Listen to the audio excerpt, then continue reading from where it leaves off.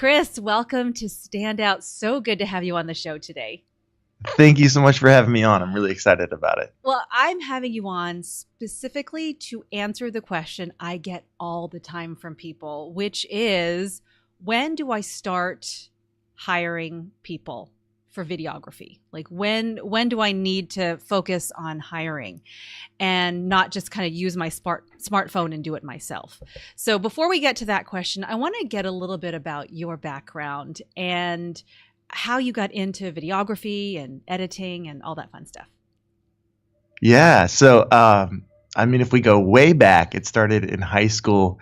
I loved skateboarding. And at one point, a local skate shop opened up and was having people submit videos to try and get sponsored by them. So we were, everyone that was in our little skateboarding crew was running around grabbing their parents' cameras and trying to record as many tricks as possible. But there was this one guy that also incorporated like graphics and all these different things into his video, and it just blew me away. And from the get-go, I was like, okay, there's more to this than just setting up a camera and rolling and trying to capture the thing that you want to capture. But he put a lot more thought into it. That's really so good. Then, yep. And then it turned into me going to school for it and working in the DC area with the health systems up there, creating like patient and doctor videos, and it's just evolved step by step by step. Yeah. And so now you're in the Virginia Beach area and you have your own video company where you, of course, shoot and edit and help create videos for business owners and whoever else wants videos. Yep. Okay. That's exactly right. I need to go back to your skateboarding days. So you did skateboard tricks, and then were you shooting at the same time? So you'd like set up a tripod while you were doing it, and you had to make sure somehow that you could gauge where you were in the frame? Is that was you? Yes, we did some of that. And then it was also taking turns. Actually, like one person would be riding on the skateboard, holding the camera, following the other guy. And it was a lot of fun. And some cameras were broken. Yeah, yes. This is before the GoPro. So yeah, it was. It was. That's so fun. Yeah. I want to see some of those videos. Maybe if you share them with me, I'll link them to the show notes here on the show. I'll have to see if I can dig any of those up. So the thing I noticed about you first, so we've met in person, we've had opportunities to work together, and I love the editing. So part of it is the shooting and knowing what to capture and the lighting. And of course, we're going to talk more about the nuances for that later.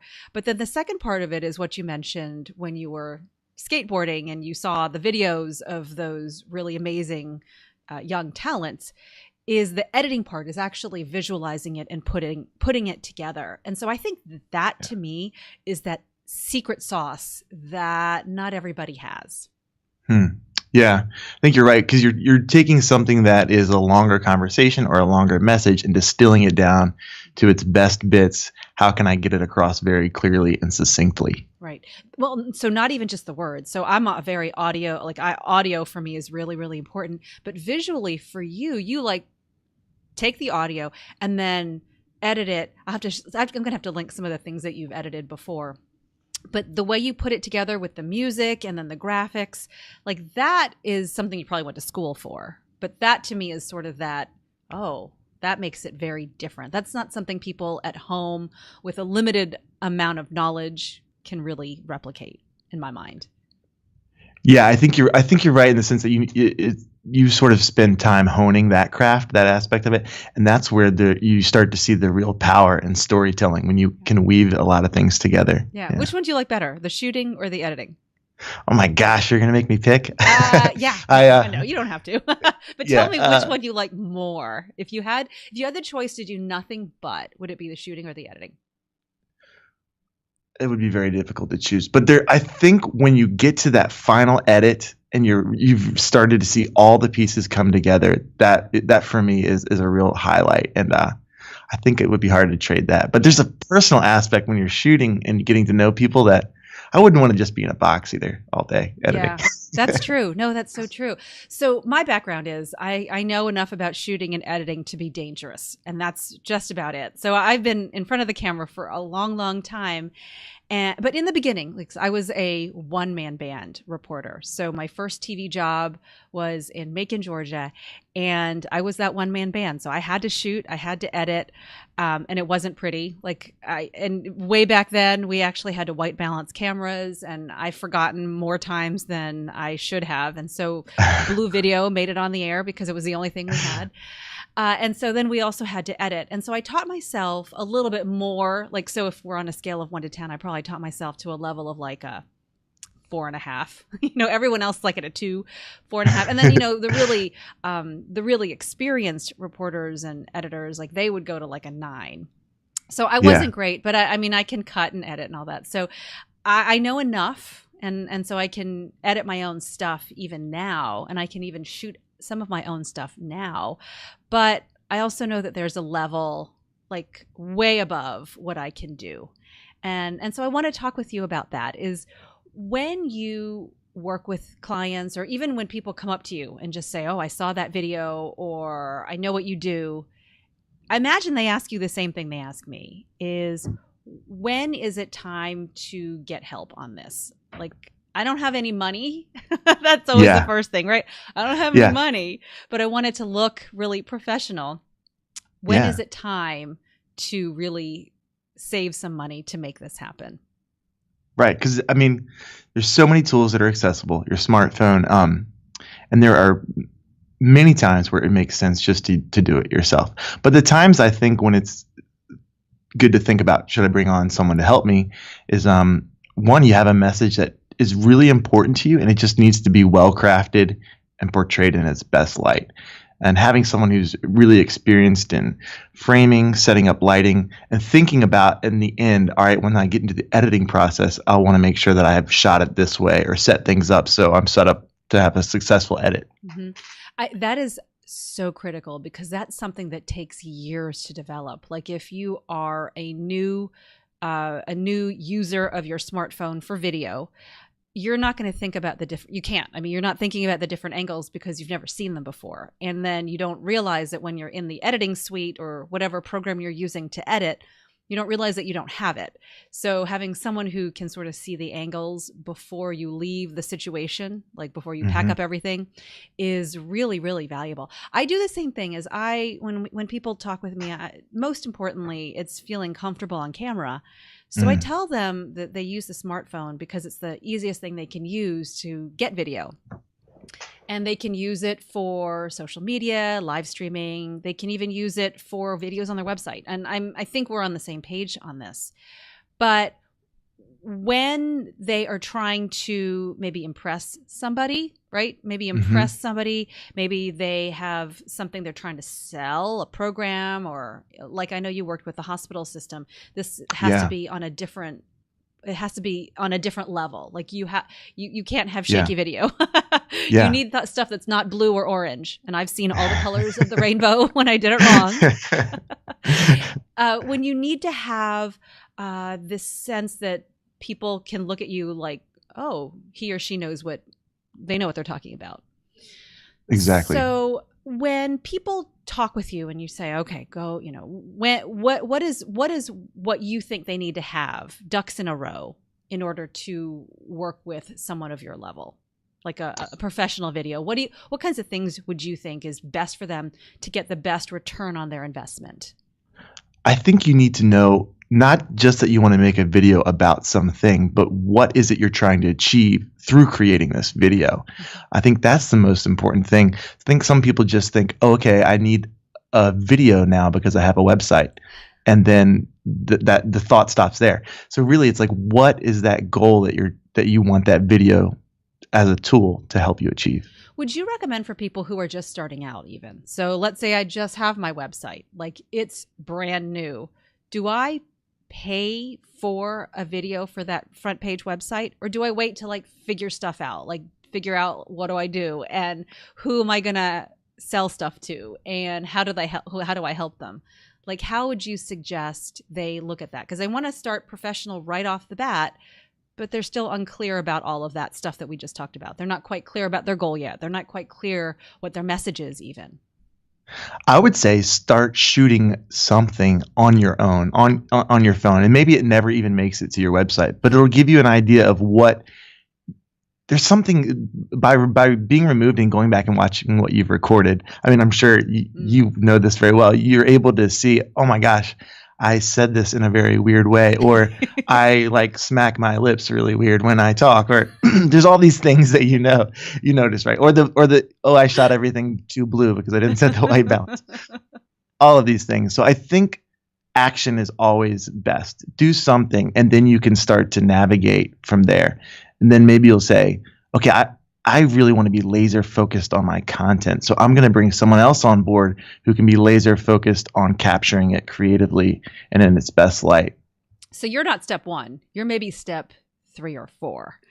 After you've been in business a little while, maybe you have figured out who your target clients are, you have a product to sell, and you know what you want it to do. And then that's when they're like, ring, ring. Hi, Chris. Do people even do ring rings? I don't even think that happens with your phones anymore, but it vibrates, right?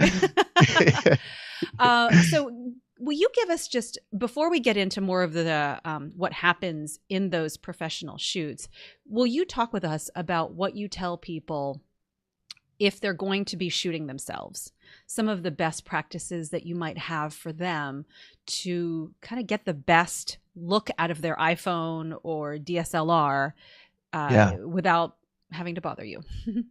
Yeah. Actually, the first thing I always say isn't even visually related. I say audio is way more important than video. Mm-hmm. So make sure that you're using some sort of close miking technique, or you've got your phone within 3 feet of you so that the audio is being picked up well. We can watch videos and be engaged when the visuals aren't that great, but when the audio is bad, even if the visuals are excellent, it's difficult to stay focused on a video. Yeah, I think it's because we're running around. Like, we are running around, and even if we're looking at something, we're thinking about a million other things, and it's so much easier to not listen if it's hard to hear. We're just too busy, or we think we're too busy, so we're just gonna hop off if there's a chance. So I agree with that completely. Okay, so audio is one. Okay. Yep, because when you're shooting, right, you're thinking only about the visuals because you're thinking I'm recording a video, so the audio sometimes becomes an afterthought. Yeah, agreed. Totally agree. I mean, we are sitting, I'm sitting in my office, but there's a lot of construction and it's very windy outside right now. So even before we had this conversation that we're recording, I was like, oh, Chris, does it sound okay? Because I know if it sounds crazy, and if you hear any wind whipping, that's what it is. Then it sounds less professional. So we want to stack the deck in your favor. Okay. Audio is one. What, a couple of other things? Lighting. I think we often think, oh, we need the best camera or the phone that's got the best camera, but really lighting is key to essential video. Resolution is much less important than great lighting. You can get that easily from big open windows. Right now I'm just sitting in front of a window, but the light that's being filtered through it, this natural light, looks really great. Yeah, it looks really, really good. And it's free. It's free. That's right. Free is key. Okay, so think about ways that you can get like soft diffused light onto you, and that'll help. Yeah, looks good. Okay. Any more tips? I think depth is a really good thing to think about in your shot. So if you can create some distance between you and your camera, or really specifically between you and your background, it's going to make your shot look a lot more interesting. I also sort of have this column coming out of my head. That might be something I would like try to avoid if you're setting up a really nice professional video. You think about the things that are happening in the background. Are they too busy? Are they distracting in a way that people aren't going to be paying attention to what I'm saying, because they're like, oh, I wonder what that blue painting is right there. Where is that? Is that Virginia Beach? Or Right. So for those folks who are listening, you can watch the YouTube video of this interview. And I'm looking at your background, Chris, and it's very pretty. And I didn't notice the column until you said it. But you're right. It's something that if you were going to put it on your homepage, or if you were going to use it as like a sales video or something, you'd maybe want to think about. Okay. Got it. Really good. Really, really good. So when people decide to work with a professional, for a pro videographer, a pro editor, what should they expect? And what is it they should prepare for if they decide, okay, I'm ready, I have my message, I have a product, I'm at a level where this makes sense for my business and everything that I'm trying to do. How would you suggest they prepare best for this experience?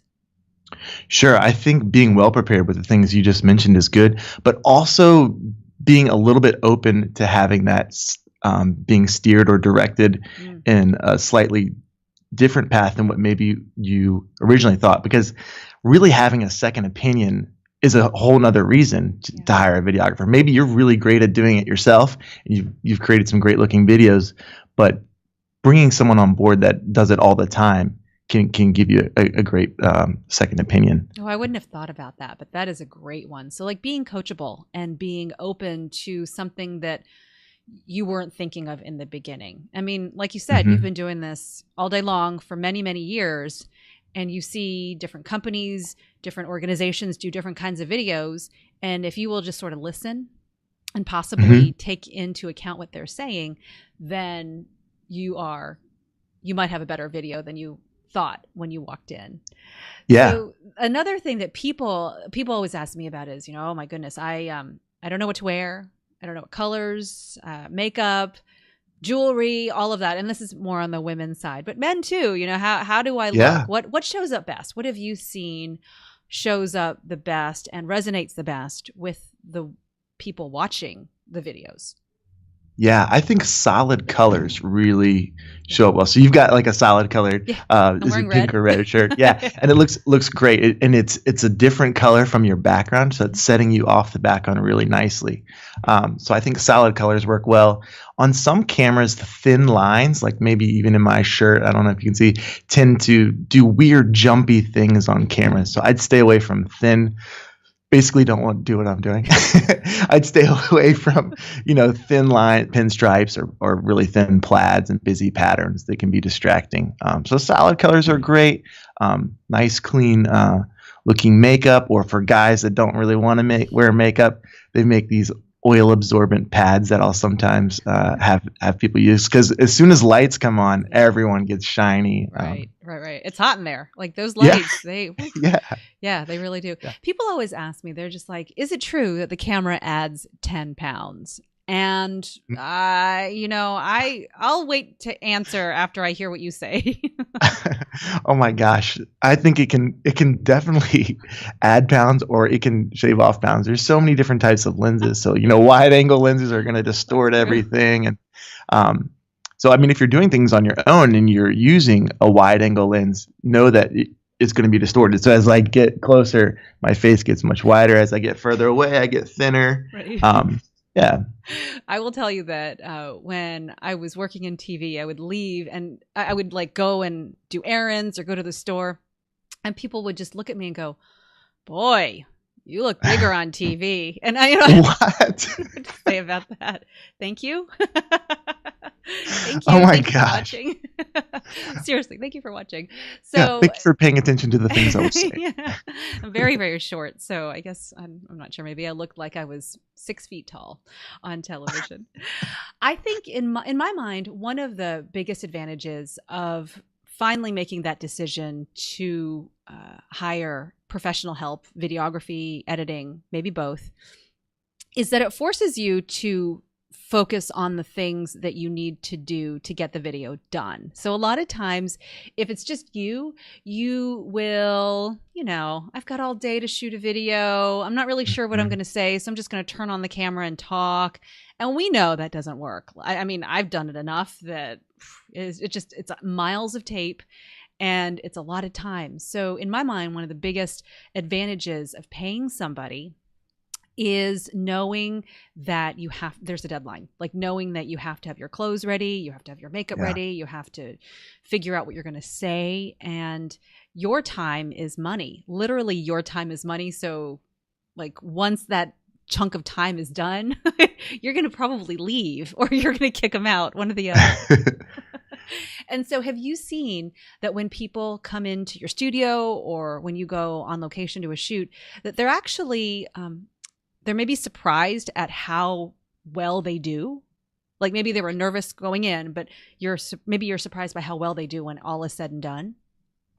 Yeah, and what you just talked about, having things planned out ahead of time, what you're going to say, is a huge help for that. So maybe there is some nervousness going in, but when you've got all those things lined up, you've planned out what you're going to shoot and how you're going to do it, and you get there, then you can just focus on getting it done, and you don't have to be thinking, what am I going to say? What am I going to talk about? What are the points I'm going to do? So yeah, I think people are surprised at how well they do when they've taken those steps ahead of time. And when you are relying on and paying someone else to help you craft your message, you're much more likely to prepare yourself before you show up. I mean, because every minute that goes by that you're not like focusing on that end result is like, wow, it's like money down the drain in a sense, right? Yeah, absolutely. What other things do you think people should prepare for or should know if they're heading into a shoot? What would help them and you get the best result?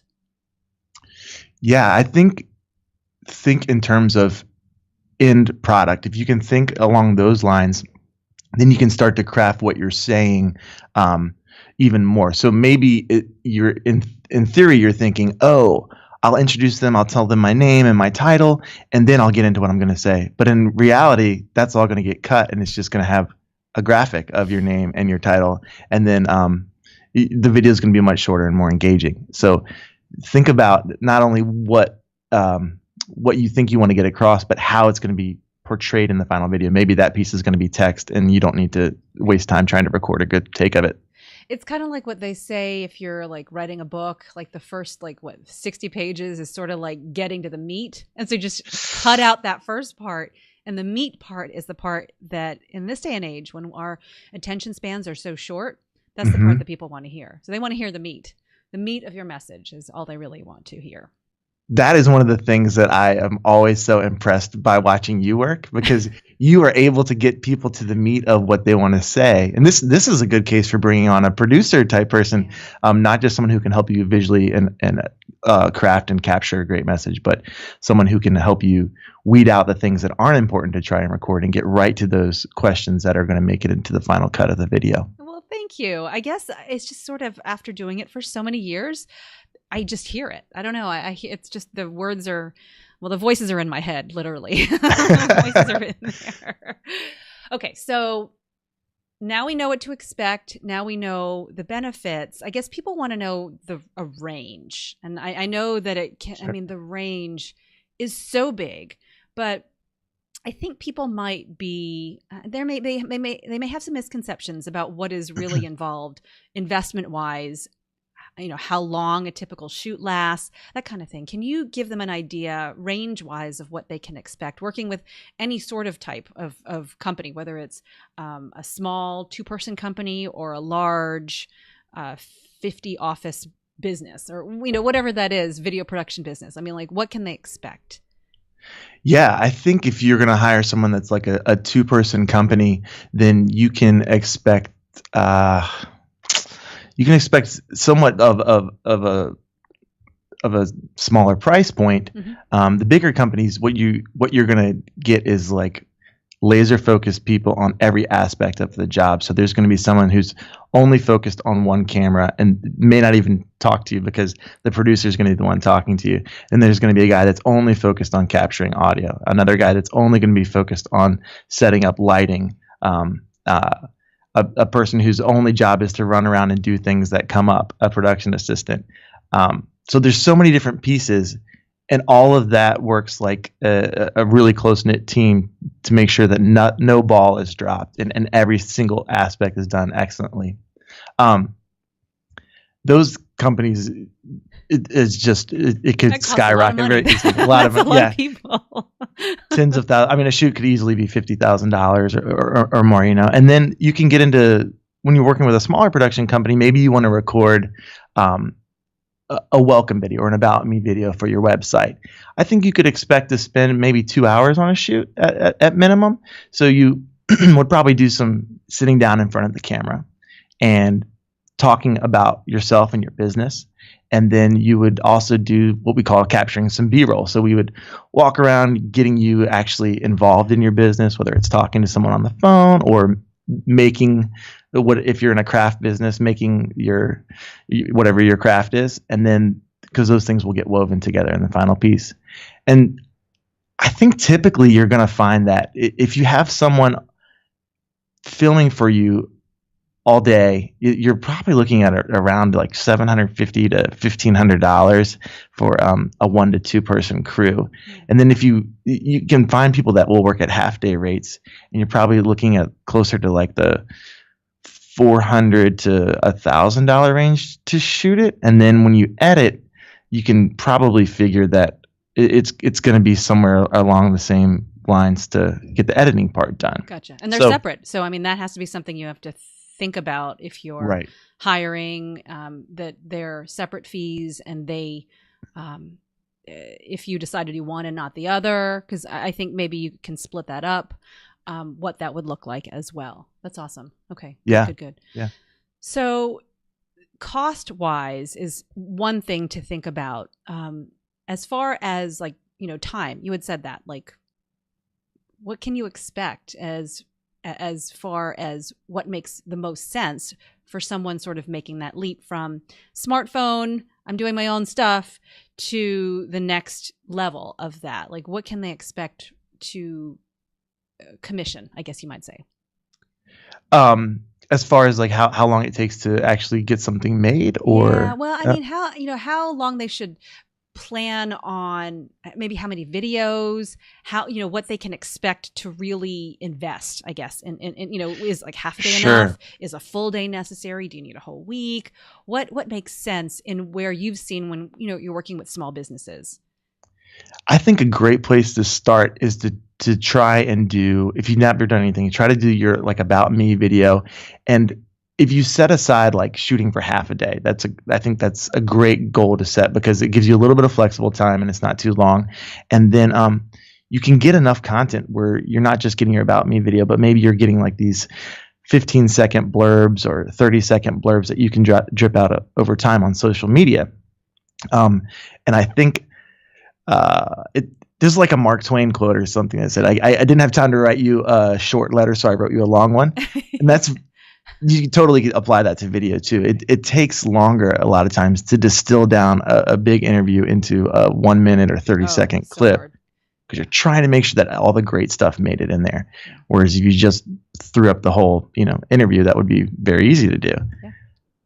So I think if you look at if you shot for half a day, you could probably, I usually estimate that editing is going to take about 4 times the amount of actual recorded footage.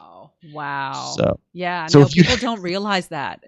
First of all, they don't realize how much work it is on your part. And then second of all, they don't realize how much work it is on their part. If they're going to do it themselves, it's a lot of work. Yeah. Yep. I just have one last question. And, it's something that I think people, if they're technical, they're really interested in this. But in your mind, is that the first thing that a shopper should be looking at? The type of camera, the type of equipment, the editing software? Like what in your mind makes someone a good person to hire? Is it like the latest model of camera or whatever? I mean, I guess just if you were to hire somebody, what would you be looking for? I would be looking for the ability to craft a story and put messaging together.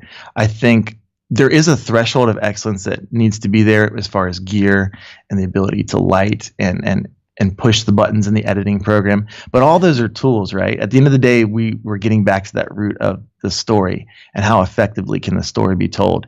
And you can do it very effectively with a smartphone and being creative. Awesome. Oh, it's been so good talking with you about this. So I ask the same question of everyone who comes on the show, and I'm going to ask you the same thing, which is, and as you know, the name of the show is Standout, is what makes you a standout? For me, it's back to relationships. So in everything I do, whether it's this video business or, just being out with my family and my friends, investing and being fully present in a relationship with someone that you're working with is what makes me stand out. I think that's the critical piece to making everything work well. Right. And after that, everything becomes so much easier. Once you establish that relationship, everything else can be figured out, right? Yep. Yeah. Chris, thank you so much for being on the show. Thank you for having me. This was really fun.